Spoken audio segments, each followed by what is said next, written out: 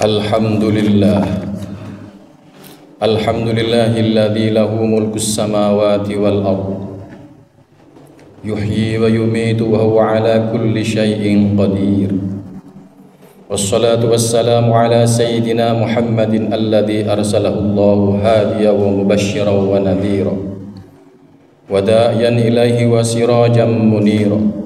Asyhadu an la ilaha illallah wahdahu la syarika lah wa asyhadu anna sayyidana Muhammadan abduhu wa rasuluh.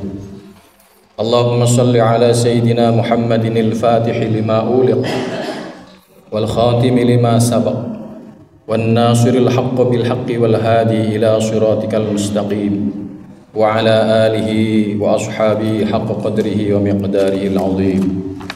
Amma ba'd, fa ya ayyuhal hadirun usikum wa nafsi bi taqwallah faqad fazal muttaqun. Faqad qala Allah Ta'ala fi kitabihil karim, a'udzu billahi minasy syaithanir rajim. Ya ayyuhalladzina amanu taqullaha haqqa tuqatih wa la tamutunna illa wa antum muslimun. Wa qala Rasulullah sallallahu alaihi wasallam, la tukthirul kalama bighairi dzikrillah fa inna kathratal kalama bighairi dzikrillah qaswatun lil qalbi wa inna ab'adan nasi minallahi al-qalbul qasi. Sadaqallah wa sadaqa rasulun nabiyul karim wa nahnu ala dhalika minasyahidin. Ma'asyiral muslimin wa zumratal mu'minin rahimakumullah. Kita bersyukur kehadirat Allah Subhanahu wa taala di tengah-tengah kesibukan sesuai dengan bidang dan profesi kita masing-masing. Allah Subhanahu wa taala masih menganugerahkan nikmat dan karunia-Nya kepada kita sekalian. Salah satu nikmat tersebut, kita diberikan kemampuan bisa memenuhi panggilan-Nya untuk melaksanakan ibadah sholat Jumat di Masjid Al-Firdaus ini dalam keadaan sehat wal afiyah. Oleh karena itu, hadirin jamaah sholat Jumat rahimakumullah, nikmat-nikmat yang telah Allah anugerahkan kepada kita ini, marilah kita senantiasa manfaatkan, kita pergunakan untuk selalu senantiasa menguatkan diri kita, memantapkan keyakinan kita untuk selalu melaksanakan apa yang telah diperintahkan oleh Allah, sekaligus berusaha maksimal untuk menjauhi apa yang telah dilarang oleh Allah Subhanahu wa taala. Itulah yang dikehendaki dengan kalimat taqwa. Allah Subhanahu wa taala telah menyampaikan dalam salah satu firman-Nya, inna akramakum indallahi atqakum. Sesungguhnya yang paling mulia di antara kalian adalah yang paling taat, yang paling takwa kepada Allah Subhanahu wa taala. Ma'asyiral muslimin rahimakumullah, sebagaimana yang tadi telah disampaikan oleh Ta'mir, topik yang kami sampaikan dalam khutbah ini, jangan banyak bicara tanpa berzikir kepada Allah Subhanahu wa taala. Salah satu firman Allah Subhanahu wa taala, Allah menyampaikan bahwa manusia diciptakan oleh Allah itu dalam bentuk yang sesempurna-sempurnanya bila dibandingkan dengan makhluk-makhluk yang lain selain manusia. Oleh karena itu, salah satu ciri kesempurnaan daripada umat manusia itu, Allah memberinya satu nikmat, satu karunia berupa lisan. Lisan ini difungsikan oleh kita dalam berbagai hal. Bisa untuk bicara, bisa untuk makan, bisa untuk berkata-kata apapun sesuai dengan kehendak kita.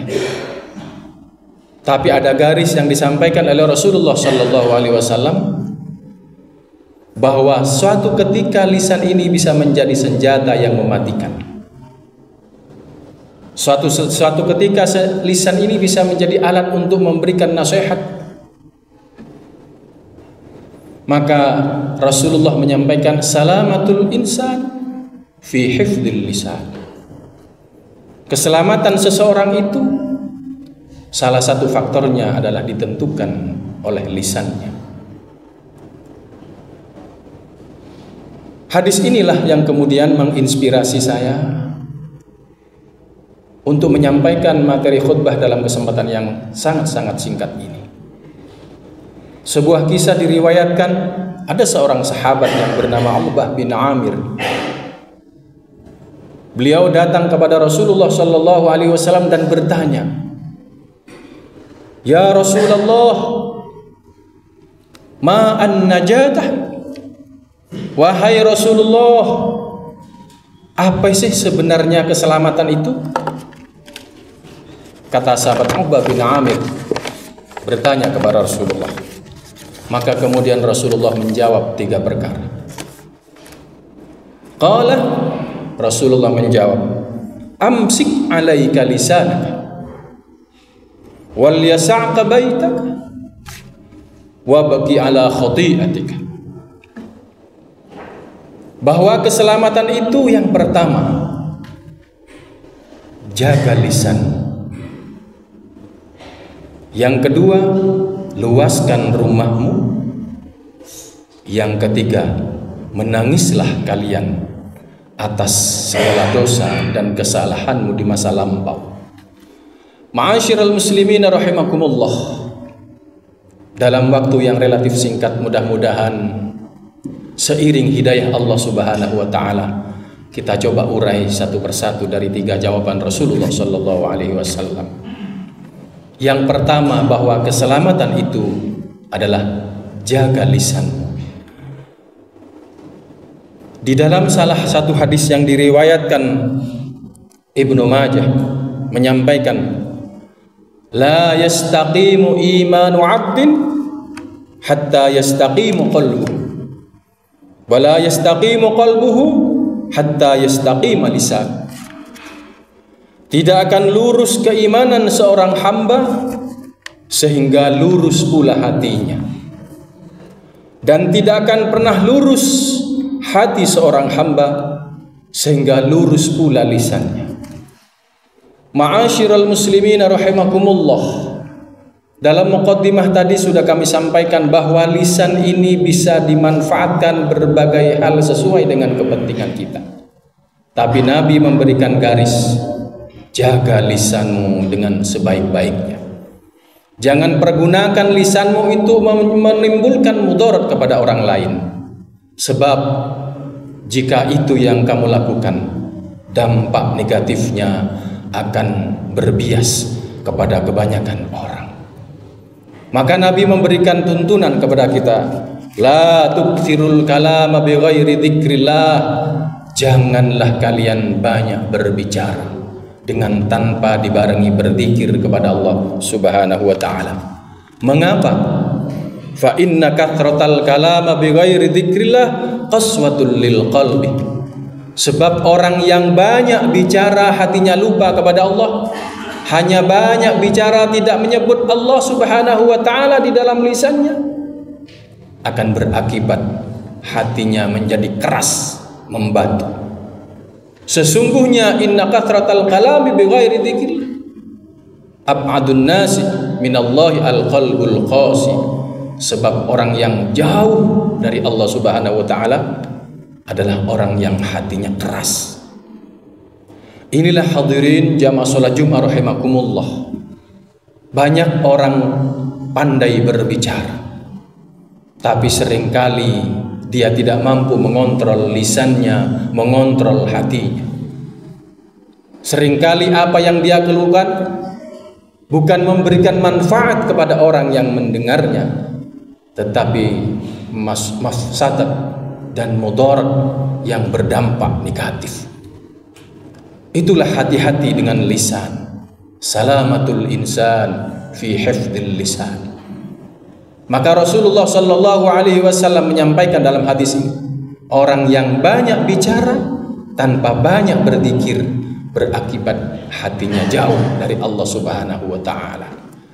Ma'asyiral muslimin rahimakumullah. Oleh karena itu di dalam Al-Qur'an Allah Subhanahu wa taala menyampaikan, wadzakirin Allah katsiran wadzakirat a'addallahu maghfiratan wa ajran 'azima. Orang yang banyak berzikir kepada Allah Orang yang selalu ingat kepada Allah Subhanahu wa taala telah disiapkan oleh Allah Subhanahu wa taala pahala yang besar dan ampunan dari Allah Subhanahu wa taala.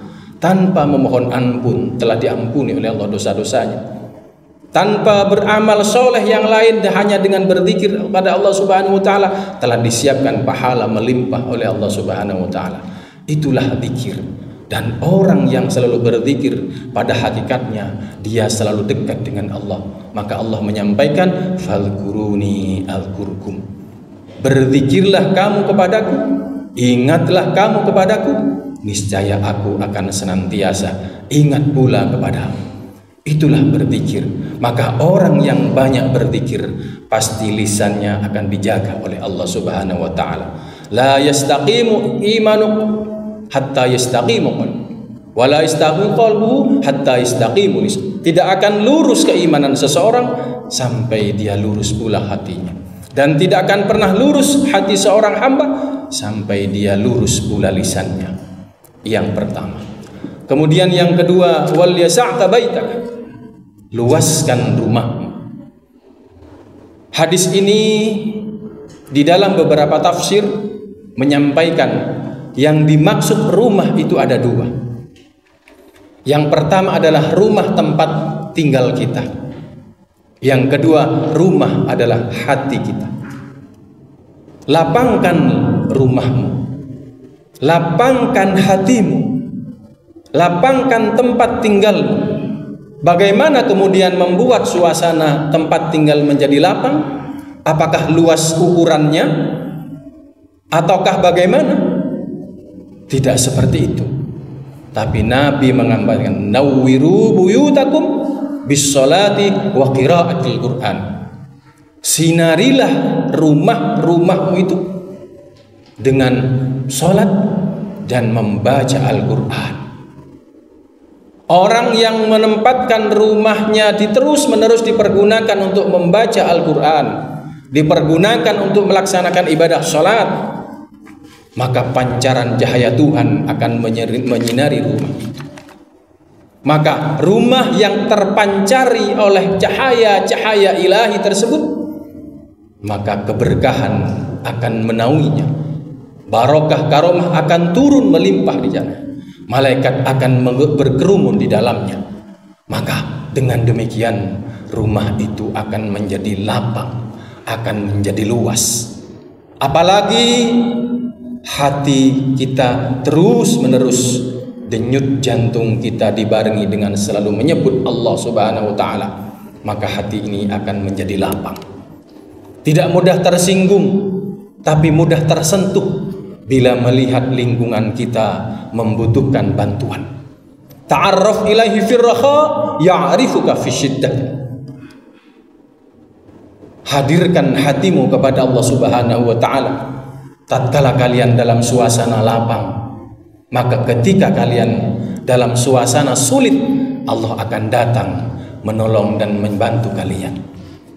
Itulah hadirin, Rasulullah menyampaikan wal yasa'ka baitaka, luaskan rumah. Rumah dalam pengertian rumah tempat tinggal, rumah dalam pengertian hati kita yang selalu kita isi dengan banyak berzikir kepada Allah Subhanahu wa taala. Yang ketiga, wabgi ala khati'atik, menangislah kalian atas segala kesalahan-kesalahan masa lampau yang terlanjur kalian lakukan. Jamaah salat Jumat rahimakumullah, Rasulullah sallallahu alaihi wasallam menyampaikan kepada kita, kullu bani Adam khata'u wa khairul khata'in at-tawwab. Setiap umat manusia itu tidak ada yang tidak berdosa kepada Allah. Semua memiliki dosa.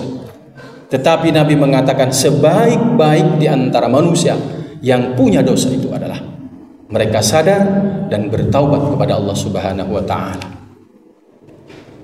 Maka Nabi mengatakan wabki ala khati'at, menangislah kalian, bertaubatlah kalian kepada Allah atas dosa-dosa kalian, karena tidak ada di antara kalian yang tidak punya dosa.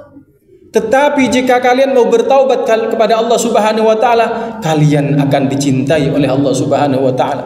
Innallaha yuhibbut tawwabin wa yuhibbul mutatahhirin. Sesungguhnya Allah Subhanahu wa taala sangat menyenangi, sangat mencintai orang-orang yang mau bertaubat kepada Allah Subhanahu wa taala. Oleh karena itu, tubu ilallahi qabla an tamutu. Bertaubatlah, segeralah kalian bertaubat kepada Allah sebelum ajal dicabut oleh Allah Subhanahu wa taala. Karena setiap kita dibatasi oleh satu kondisi. Apa kondisi itu? Kondisi itu adalah kematian. Fa idza jaa ajaluhum la yastakhiruna sa'atan wa la yastaqdimun. Kalau ajal kematian itu telah tiba, sedetik pun tidak bisa maju, sedetik pula tidak akan bisa mundur. Maka pada saat itulah akan berangkat menghadap kehadirat Allah Subhanahu wa taala. Bila kita tidak pergunakan sisa umur kita ini untuk bertaubat kepada Allah, kita khawatir ketika malaikat Israel datang mencabut nyawa kita, kita belum sempat memanfaatkan untuk bertaubat kepada Allah Subhanahu wa taala. Barang siapa yang bertaubat kepada Allah Subhanahu wa taala, kamal la dzambalah, seperti orang yang tidak punya dosa sama sekali. Seperti orang yang tidak punya dosa. Maka kemudian ada salah seorang yang diangkat derajatnya oleh Allah Subhanahu wa taala menjadi waliullah. Pada zaman Nabi Musa pernah diperintahkan oleh Allah, wahai Musa, itu ada kekasihku mati, dibuang oleh masyarakat, ditumpukan sampah.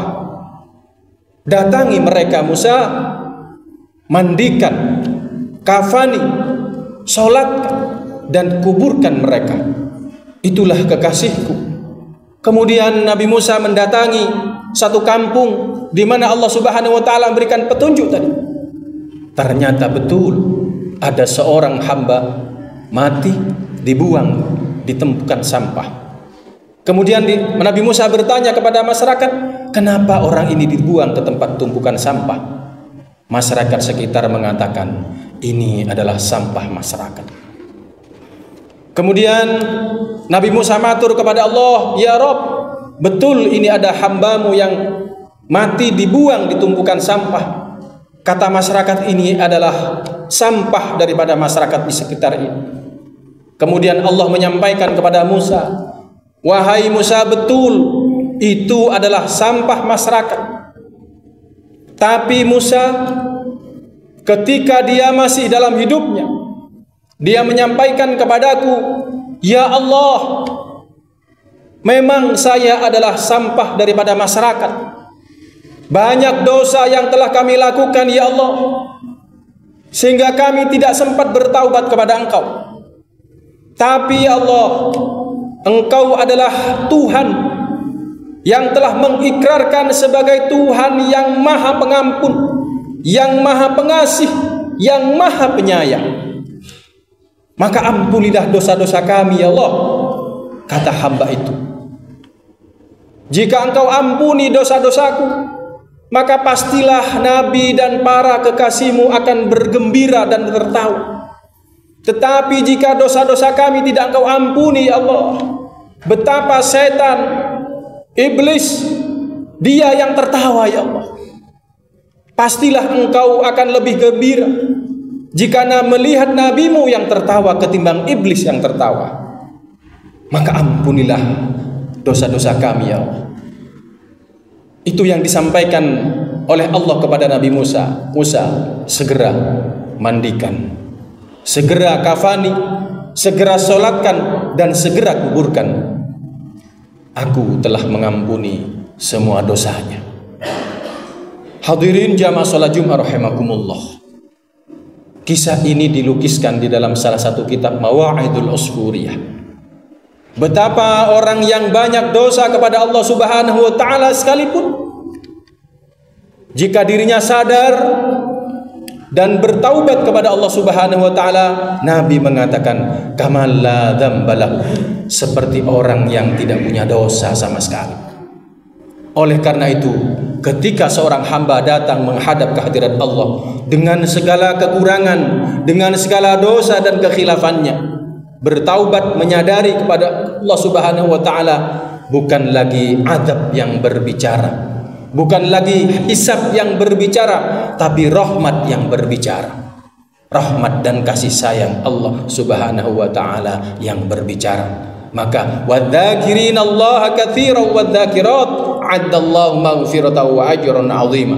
Orang yang datang kepada Allah Subhanahu wa taala, orang yang selalu hadir kepada Allah Subhanahu wa taala, Allah telah siapkan ampunannya. Allah telah siapkan pahala seluas-luasnya. Mudah-mudahan Allah Subhanahu wa taala menginspirasi kita agar pandai menjaga lisan ini untuk selalu banyak berzikir kepada Allah, menjaga hati ini agar selalu hadir, tersinarkan cahaya Tuhan sehingga menjadi lapang kehidupan kita, dan kita diberikan kemampuan untuk selalu sadar akan segala dosa yang terlanjur kita lakukan agar selalu bertaubat kepada Allah Subhanahu wa taala. Itulah yang kata Rasulullah sallallahu alaihi wasallam yang disebut dengan keselamatan. Mudah-mudahan sedikit khutbah yang kami sampaikan bermanfaat. Barakallahu li wa lakum fil Qur'anil azim wa nafa'ani wa iyyakum bima fihi minal ayati wa dzikril hakim wa taqabbala minni wa minkum tilawatahu innahu huwas samiul alim wa qur rabbighfir warham wa anta khairur rahimin.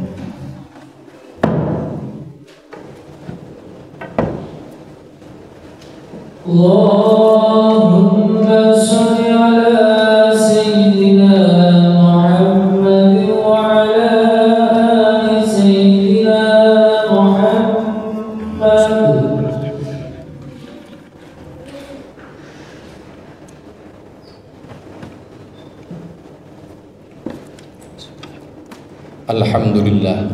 Alhamdulillahilladzi hadana li hada وما كنا لنهتدي لولا أن هدانا الله أشهد أن لا إله إلا الله وحده لا شريك له وأشهد أن محمدا عبده ورسوله لا نبي بعده أما بعد فيا أيها الحاضرون أوصيكم ونفسي بتقوى الله فقد فاز المتقون فقد قال الله تعالى في كتابه الكريم أعوذ بالله من الشيطان الرجيم إن الله وملائكته يصلون على النبي يا أيها الذين آمنوا صلوا عليه وسلموا تسليما اللهم اغفر للمسلمين والمسلمات والمؤمنين والمؤمنات الأحياء منهم والأموات إنك سميع قريب مجيب الدعوات وقاضي الحاجات برحمتك يا أرحم الراحمين اللهم سلمنا والمسلمين وعافنا والمسلمين واستر عيوبنا وعيوب المسلمين واكشف أمراضنا وأمراض المسلمين اللهم ادفع عنا الغلاء والوباء والبلاء والأمراض والشدائد والمحن